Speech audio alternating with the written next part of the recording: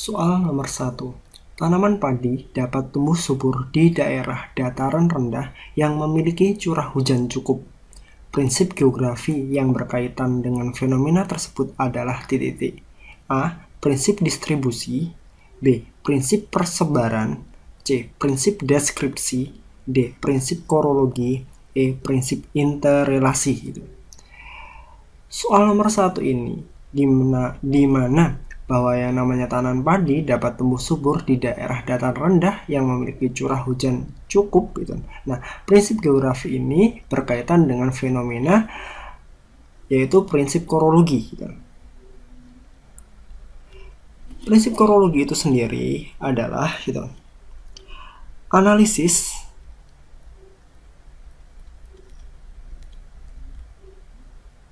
fenomena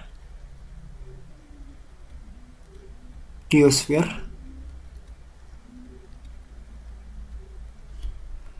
menggunakan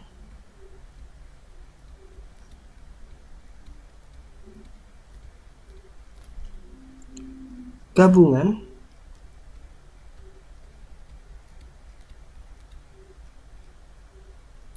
prinsip deskripsi,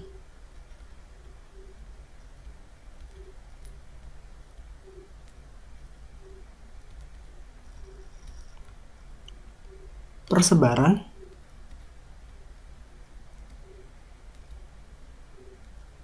dan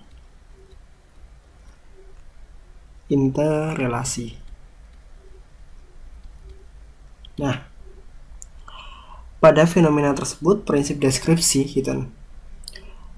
menjelaskan mengenai tanaman padi, sedangkan prinsip persebaran menjelaskan tanaman padi banyak terdapat di dataran rendah Sedangkan prinsip interrelasi menjelaskan mengenai tanaman padi dapat tumbuh subur di daerah yang memiliki curah hujan yang cukup. Penjelasan ini merupakan penjelasan dari prinsip korologi, sehingga kalaupun kita memilih jawaban yang tepat adalah pilihan D. Soal nomor 2. Di kota-kota besar seperti Jakarta, sering terjadi kemacetan lalu lintas pada jam-jam tertentu, terutama di dekat gerbang tol dan lampu merah. Terjadinya kemacetan tersebut diakibatkan oleh perencanaan tata ruang di kota-kota besar masih belum sempurna. Fenomena tersebut dalam ilmu geografi dapat dikaji menggunakan pendekatan titik-titik. A. Ekologi. B. Kelingkungan. C. Kompleks wilayah. D. Spasial. E. Keterjangkauan. Mari kita bahas soal yang nomor 2 ini. Ketika kita membicarakan tentang di sini ada pendekatan keruangan,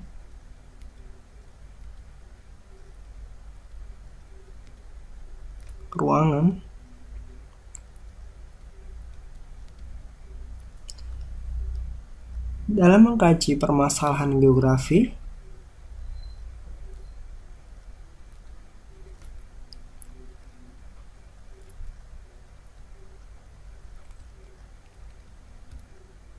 perlu mempertimbangkan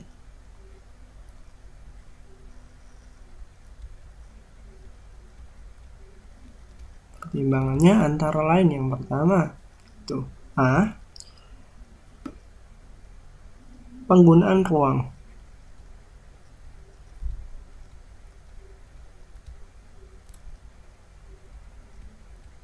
B. Selain penggunaan ruang, itu ada penyediaan ruang.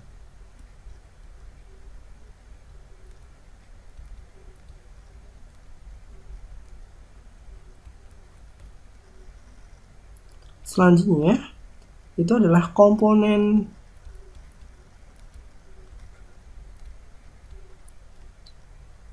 pembentuk ruang.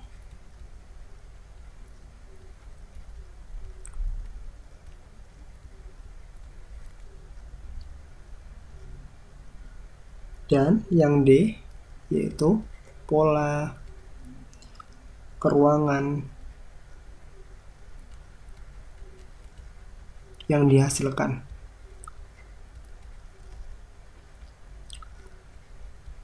Nah, Ketika kita membicarakan ini dalam mengatasi permasalahan kemacetan, perlu mempertimbangkan pemanfaatan ruang dan pola keruangan yang dihasilkan. Di sini membicarakan tentang adanya ruang gitu kan. Berarti jawaban yang tepat pada soal yang nomor 2 ini kita akan membahas tentang ataupun mengkaji tentang prinsip pendekatan spasial. Soal nomor 3. Ciri-ciri planet sebagai berikut. 1. Memiliki masa rotasi 11 jam. 2. Disebut sebagai planet merah. 3. Berevolusi selama 84 tahun. 4. Termasuk planet dalam. 5. Memiliki cincin tipis. Ciri-ciri planet Uranus ditunjukkan oleh nomor titik-titik. Kita membahas tentang planet Uranus. Ketika kita membicarakan tentang planet Uranus, di sini kita butuh yang namanya ciri-cirinya. Nah, ciri-ciri dari planet Uranus yaitu yang pertama, terdiri atas gas hidrogen, metana,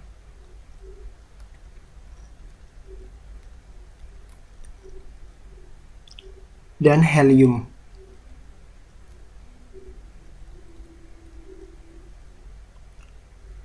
Selain itu, dia pun juga mengandung es, sehingga planet Uranus itu sendiri terasa dingin dan beku. Selanjutnya, yang nomor 3. Ketika kita membahas tentang Uranus, Uranus itu masa rotasinya 11 jam.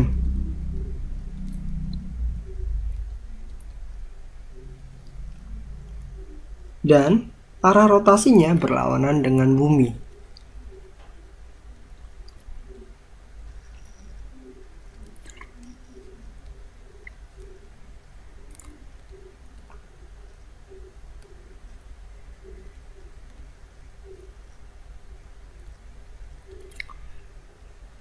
Selanjutnya, Uranus memiliki masa revolusinya yaitu 84 tahun. Dan yang namanya planet ini, planet Uranus itu adalah planet luar.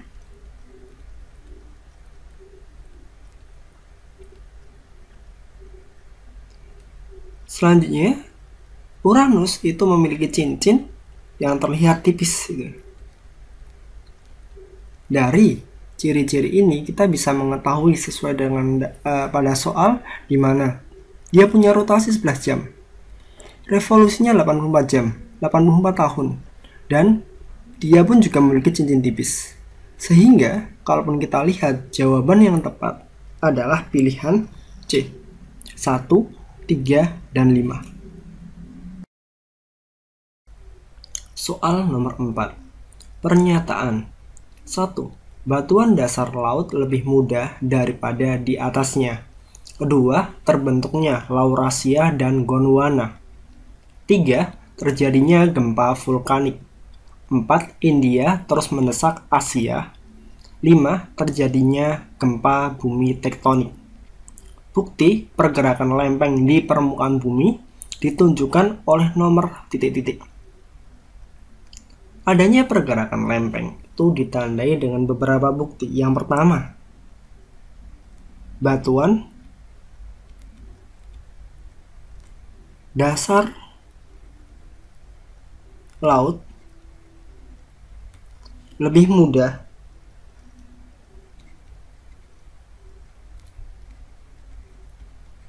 dari atasnya.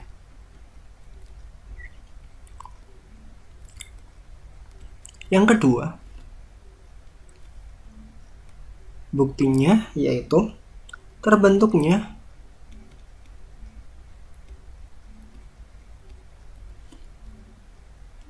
Laurasia dan Gondwana. Yang ketiga, buktinya lagi adalah adanya gempa tektonik.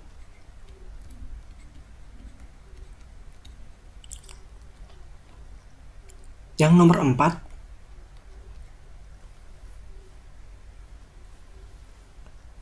setelah dasar samudra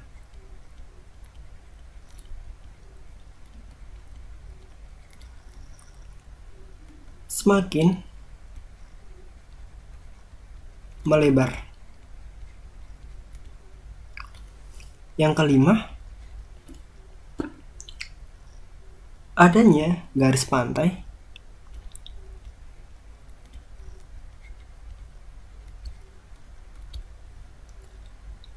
Amerika Utara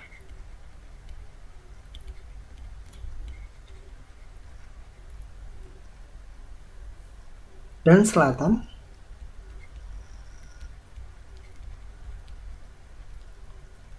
sama dengan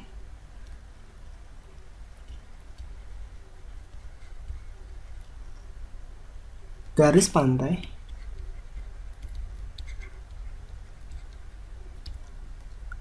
Eropa dan Afrika.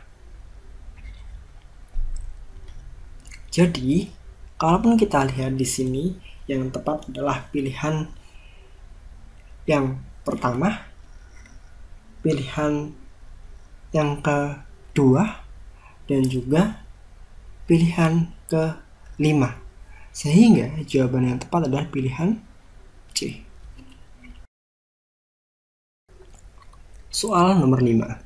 Ciri-ciri awan sebagai berikut. 1. Memiliki ketinggian 4 km. Kedua, bentuknya berlapis-lapis. 3. Merupakan awan yang tebal. Awan yang sesuai dengan ciri-ciri di atas adalah titik-titik. A. Awan cirrus. B. Awan stratus. C. Awan cumulus. D. Awan altocumulus. E. Awan altostratus. Dilihat dari ciri-ciri awan ini, teman. Awan tersebut memiliki ketinggian 4 km, berbentuk ataupun bentuknya berlapis-lapis, terus merupakan awan yang tebal. Dari ketiga ciri ini, kita bisa mengetahui bahwa awan tersebut itu adalah awan altostratus.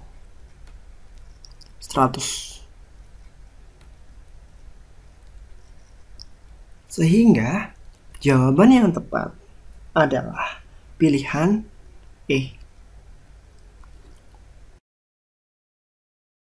Soal nomor 6. Pagi ini Jakarta ditutupi oleh awan tebal yang gelap, tetapi lambat laun langit cerah. Faktor penyebabnya adalah titik-titik. A. Daerah bayangan hujan. B. Hembusan angin. C. Ketinggian tempat. D. Sudut datang sinar matahari. E. Pengaruh vegetasi.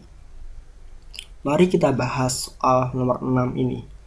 Ketika Jakarta ditutupi awan tebal yang gelap tetapi lambat laun langit cerah, ini disebabkan adanya faktor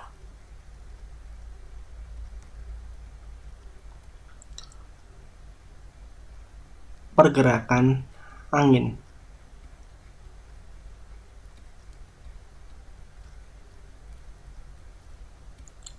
Ketika pergerakan angin gitu membawa awan dari hasil penguapan menuju ke pegunungan ataupun pergerakan dari awan tersebut itu akan terjadilah hujan tersebut. Nah, tetapi gitu, ketika kita bicara di sini ada di Jakarta, Jakarta itu hanya dilalui oleh awan hasil tiupan angin yang terbawa ke pegunungan. Dan faktor yang terpenting dari pergerakan awan tersebut. Itu disebabkan akibat adanya hembusan angin ataupun pergerakan angin di sininya. Sehingga jawaban yang tepat adalah pilihan B.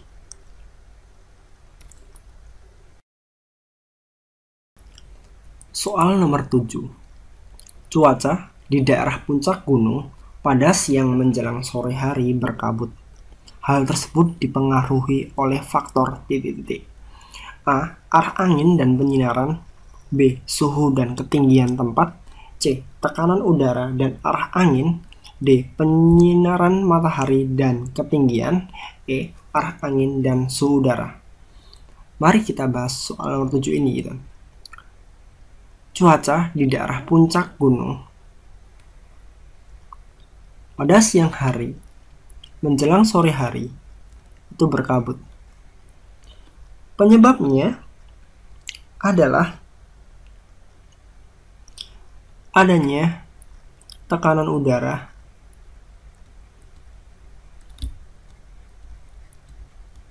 serta arah angin.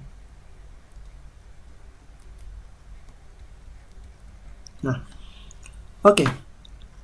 Pada siang hari, angin lembah bertiup dari lembah menuju puncak gunung. Sehingga siang hari puncak gunung lebih terasa panas daripada lembah, sehingga tekanan udara di lembah itu lebih tinggi. Hal ini mengakibatkan pergerakan angin dan lembah menuju puncak gunung dan membawa kabut. Dari sedikit penjelasan ini kita bisa mengetahui bahwa jawaban yang tepat itu adalah pilihan C, di mana kegiatan ataupun cuaca di daerah puncak gunung pada siang menjelang sore itu berkabut, itu dipengaruhi oleh tekanan udara dan arah anginnya. Soal nomor 8. Perhatikan siklus hidrologi berikut. Proses siklus hidrologi nomor 4 pada gambar adalah titik-titik. A. Evaporasi. B. Transpirasi. C. Infiltrasi. D. Presipitasi. E. Runoff. Mari kita cek satu persatu. Di sini nomor 1. Ini dinamakan proses transpirasi.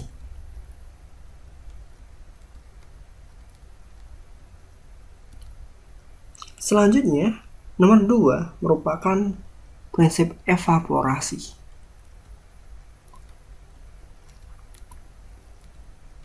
Nah, nomor 3 merupakan proses presipitasi.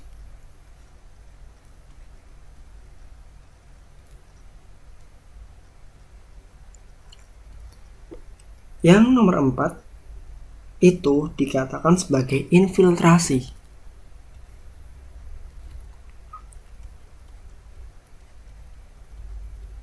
Dan yang terakhir, yang nomor 5, di sini itu peristiwa aliran runoff. Kalaupun kita lihat berdasarkan apa yang ditunjuk ini, berarti jawaban yang tepat adalah pilihan C.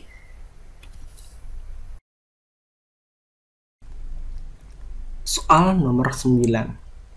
Gerakan air laut yang berupa pasang naik dan pasang surut air laut disebabkan karena titik-titik.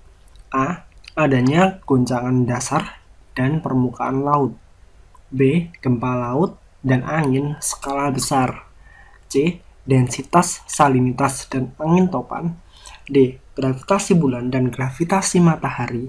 E. Getaran dan diiringi patahan dasar laut. Mari kita bahas soal nomor 9 ini. Gerakan air laut yang berupa pasang naik dan juga pasang surut ini disebabkan adanya gaya tarik, baik itu matahari dan juga bulan. Nah, begini ceritanya. Karena bulan itu tuh lebih dekat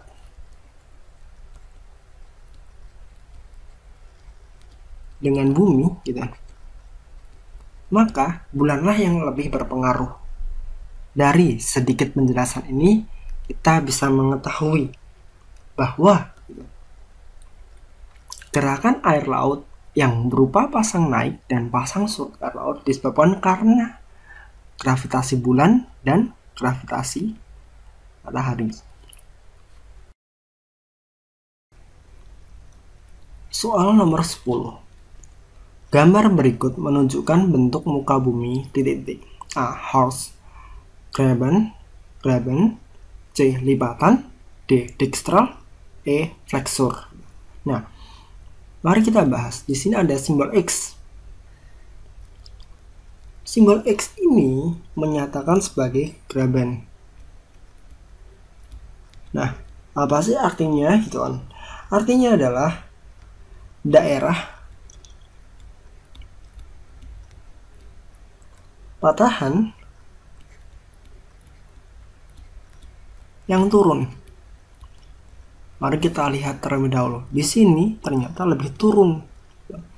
Dan jawaban yang tepat soal nomor 10 adalah pilihan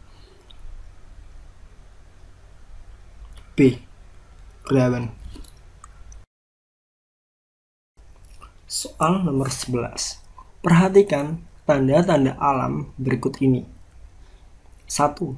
Suhu di sekitar kawah menurun. 2. Binatang berlarian ke tempat yang lebih rendah. 3. Terdengar suara gemuruh yang di dalam tanah. 4. Mata air bertambah banyak. 5. Terjadi gempa vulkanik. Pernyataan yang menunjukkan ciri akan terjadi gunung meletus ditunjukkan oleh nomor titik-titik. Kita diminta untuk mengetahui ciri akan terjadi gunung meletus. Ciri dari gunung akan meletus itu ditunjukkan pada nomor 2. Binatang berlarian ke tempat yang lebih rendah. Selanjutnya adalah terdengar suara gemuruh di dalam tanah. Dan yang terakhir itu adalah terjadinya gempa vulkanik. Sehingga jawaban yang tepat adalah pilihan E, 2, 3, dan 5. Soal nomor 12. Perhatikan gambar berikut. Hewan pada gambar merupakan tipe fauna di kawasan titik-titik. A. Neotropik, B. Ethiopian, C. Paleartik, D. Oriental, E. Australian. Nah, pada gambar ini menunjukkan gambar zebra. Zebra di sini digolongkan pada tipe fauna kawasan Ethiopian. Sehingga, kalaupun kita melihat sedikit dari pembahasannya, jawaban yang tepat adalah pilihan B, Ethiopian. Soal nomor 13. Masyarakat yang tinggal di daerah kutub dengan vegetasi tundra atau lumut memiliki aktivitas titik-titik. A. Bertani dan beternak, B. Bertani dan berburu, C. Berladang dan menangkap ikan, D. Berburu dan berladang, E. Berburu dan menangkap ikan. Mari kita bahas soal nomor 13 ini. Masyarakat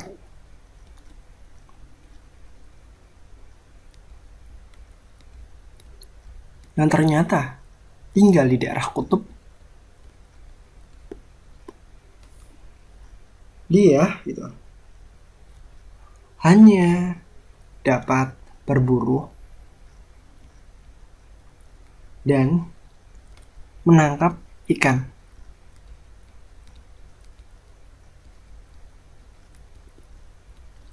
Sehingga jawaban yang tepat adalah pilihan E.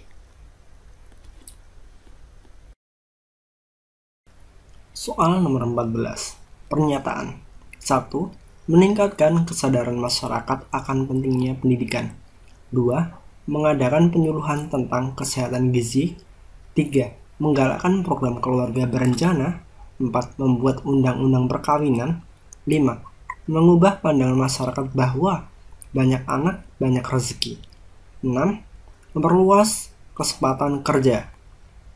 Usaha untuk mengendalikan masalah pertumbuhan penduduk adalah nomor titik-titik. Oke, kita lihat pernyataan-pernyataan tersebut.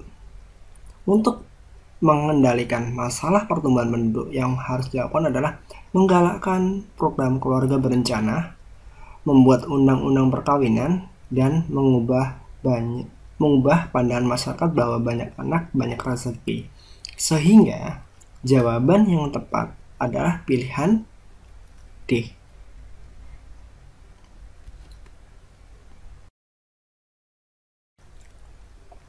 Soal nomor 15. Di Indonesia, pemanfaatan sumber daya alam belum dilakukan secara maksimal. Faktor penghambat dalam penggunaan sumber daya alam adalah titik-titik. A. Jumlah penduduk banyak dan kurangnya tenaga ahli. B. Iklim tidak menentu dan investasi modal sedikit. C. Kurangnya tenaga ahli dan kurangnya modal. D. Kurangnya modal dan jumlah penduduk banyak. E. Sumber daya banyak dan beraneka ragam. Mari kita bahas soal nomor 15. Faktor penghambatnya sehingga dalam penggunaan sumber daya alam, yaitu yang pertama, kurangnya tenaga ahli. Yang kedua, kurangnya modal. Yang ketiga, selain kurangnya tenaga ahli, kurangnya modal, terdapat pula bahwa sarana prasarana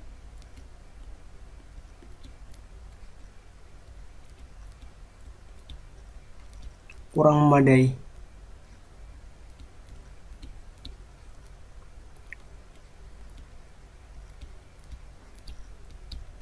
Yang selanjutnya, yang nomor 4, yaitu faktor penghambatnya adanya kerjasama asing yang merugikan. Dan yang terakhir, yang nomor 8, faktor penghambatnya yaitu aksesnya susah. Nah, dari sini kita bisa mengetahui bahwa faktor penghambatnya adalah kurangnya tenaga ahli dan kurangnya modal, sesuai dengan pilihan jawaban C.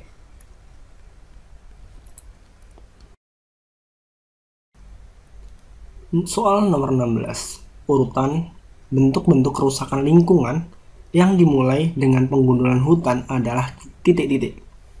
A. Erosi, banjir, longsor, dan kekeringan. B. Erosi, longsor, banjir, dan kekeringan. C. Kekeringan, erosi, longsor, dan banjir. D. Kekeringan, erosi, banjir, dan longsor. E. Longsor, erosi, banjir, dan kekeringan. Kita bermulai dari penggundulan hutan.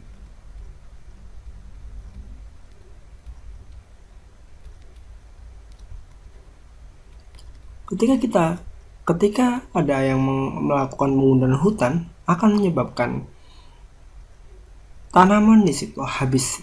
Ketika tanaman di situ habis, maka akan terjadi kekeringan. Nah, setelah terjadi kekeringan, maka tanah di situ akan tergerus sehingga muncullah adanya erosi.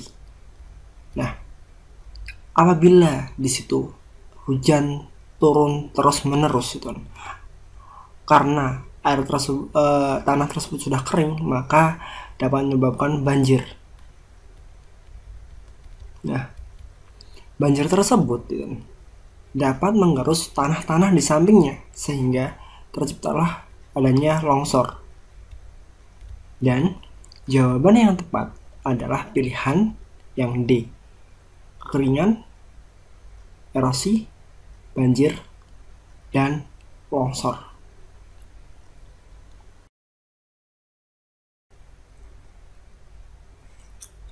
Soal nomor 17. Perhatikan gambar berikut. 1 gunung, 2 kawasan kars, 3 rawa, 5 pemukiman, 4 kawasan industri. Berdasarkan gambar yang dapat dimanfaatkan untuk mendirikan industri perakitan ditunjukkan oleh nomor titik-titik. Nah, ketika kita membicarakan di sini akan didirikan industri perakitan, tentunya pendiriannya terletak di kawasan industri.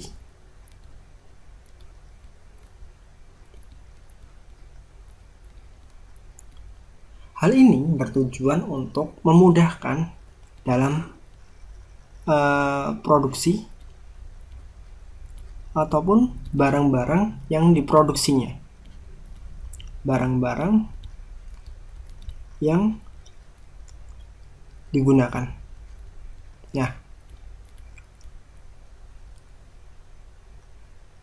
industri perakitan tentunya akan lebih baik ketika di situ berada dalam kawasan industri. Hal ini disebabkan akan mendukung berbagai kegiatannya. Dan jawaban yang tepat pada soal nomor 17 adalah pilihan yang 4, yaitu kawasan industri, dan jawabannya adalah D. Soal nomor 18. Manfaat citra. 1. Pengamatan luas dan daerah banjir. 2. Pengamatan sifat fisik air laut. 3. Pemetaan perubahan pantai. 4. Pemetaan pola aliran sungai. Serta 5. Pengamatan gelombang laut. Manfaat citra penginderaan jauh pada bidang oseanografi terdapat pada nomor titik-titik. Ketika kita bicara oseanografi, oseanografi itu sendiri adalah ilmu yang mempelajari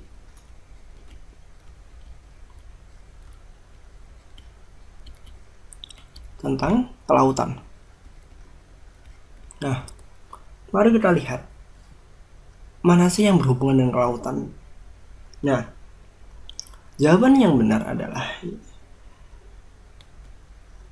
pengamatan sifat fisik air laut. Selanjutnya, pemetaan perubahan pantai. Yang terakhir itu adalah pengamatan gelombang laut. Sehingga jawaban yang tepat adalah 2, 3, 5 ditunjukkan pada pilihan D.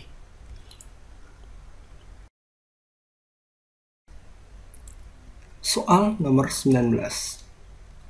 Zona nomor 1 pada gambar berikut dalam teori sektoral merupakan zona titik-titik. A. Daerah grosir dan manufaktur. B. Pemukiman kelas rendah. C. Pemukiman kelas menengah. D. Pemukiman kelas atas. Permukiman kelas atas. E. Daerah pusat kegiatan. Mari kita bahas dari soal nomor 19 ini. Kita harus mengetahui dari nomor 1, 2, 3, 4, 5 ini maksudnya apa ya? Nomor 1 itu menunjukkan daerah pusat kegiatan.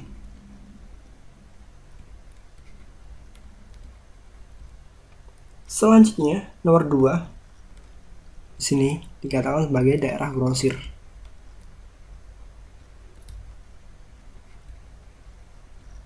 Dan nomor 3 sininya itu adalah permukiman.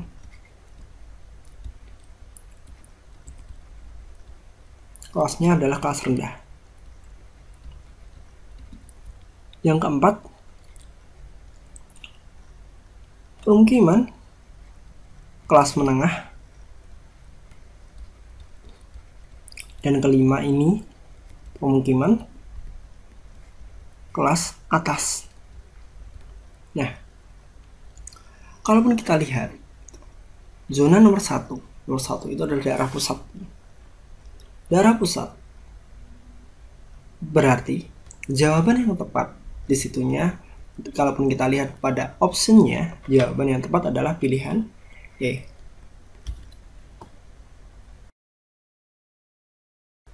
Soal nomor 20.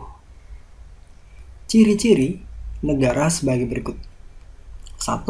Tingkat pertumbuhan ekonomi tinggi. 2. Ekspor lebih besar daripada impor. 3. Pertumbuhan penduduk rendah. 4. Penguasaan ilmu pengetahuan dan teknologi rendah. Dan 5. Tingkat harapan hidup rendah. Ciri-ciri negara berkembang adalah nomor titik-titik. A. 1 dan 2. B. 1 dan 3. C. 2 dan 3. D. 3 dan 4. E. 4 dan 5. Ciri-ciri negara berkembang ditunjukkan pada pilihan 4 dan juga 5. Ketika kita bicara negara berkembang itu penguasaan ilmu pengetahuannya itu masih terbatas dan tergolong rendah. Sedangkan tingkat harapan hidup pun juga rendah. Hal ini disebabkan kenapa? Karena mengenai makanannya ataupun pasokan makan untuk rakyat itu masih belum memadai, sehingga tingkat harapan hidup lebih rendah. Nah, jawaban yang tepat dari soal adalah pilihan E.